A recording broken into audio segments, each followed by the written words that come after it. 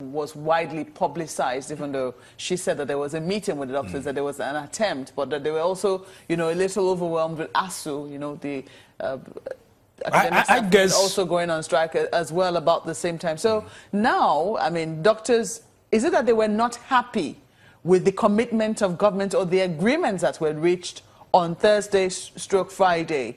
What precisely led to the strike? These agreements were reached before, not at even executive level. The Speaker, Honorable Speaker of House of Rep, intervened sometimes last year. Same issues. Government went and slept. So what has happened now is lack of trust. You have reached agreement before. We have signed several memorandum of understanding. Yet, a new memorandum of terms of settlement, they say in trade dispute, that is the new terminology, have been signed. The doctors are saying they can't trust that agreement.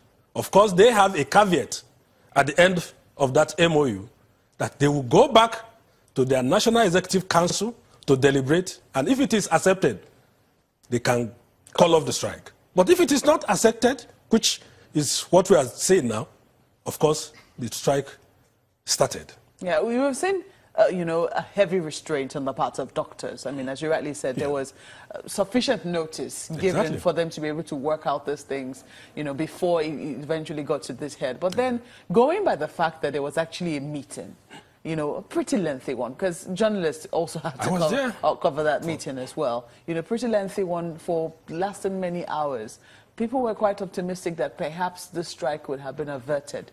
Now, government is saying that they have not been given the chance to implement these things because from what we gather at the meeting that transpired, quite some work had been done, but that, you know, it seemed that there was some misunderstanding or some loophole somewhere, and so people were not able to get carried along. So, for instance, we understand that the Ministry of Finance had released some monies, but somehow there was some employment through the back door, and so not everybody was captured, and they're trying to spread monies over, and that's why there's a shortfall in salaries and earned allowances. I don't know, you can help shed light on that in terms of what government has been doing, because if you say that government has been sleeping, would that really be a fair comment? Before this 2nd September meeting, government from the Accountant General Office claimed releases were made, and they promised that more releases will be made to take care of the shortfall.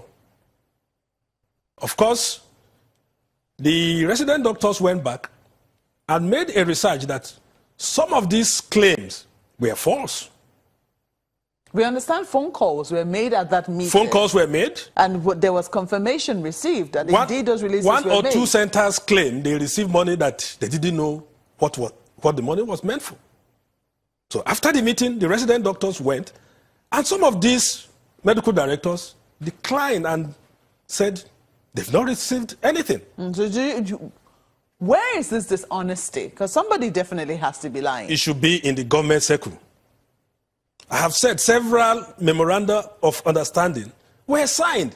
These government people, I have told them in that meeting that if we want to get a leeway into this matter, the technocrats in all the parastatals of government concerned with this problem must be booked. They are at fault. Each time, you know, agreements were reached and they refused to implement. They are waiting for a circular from the presidency. Must the president be the originator of all circulars? Why do we have organs of government? Why do we have parastatals? The executive chairman of National Salaries and Wages Commission was there, and he insisted that there must be a circular from the presidency when a circular from the head of service has not been attended to.